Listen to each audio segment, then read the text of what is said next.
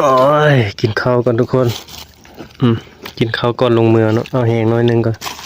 เขากินเก่าเมื่อคืนนี้เนาะเป็นลาบเป็นเจียวข้าวก็แข็งน้อยนึงไม่ได้อุ่น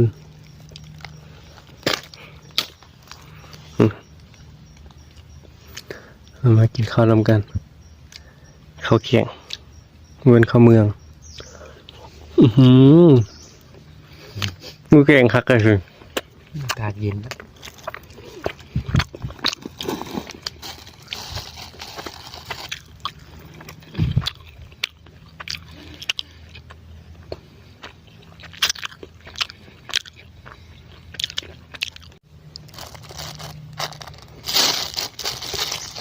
ซอกมันอ่อนมือเห็นเลยข้าวเนี่ย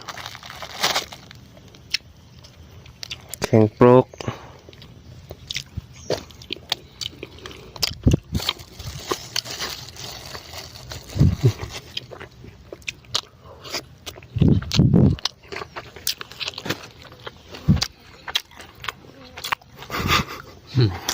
กินก็ได้ติดดัง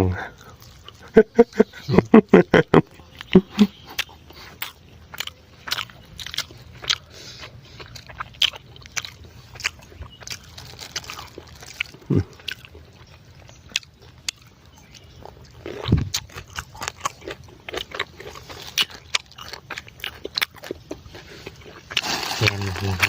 บ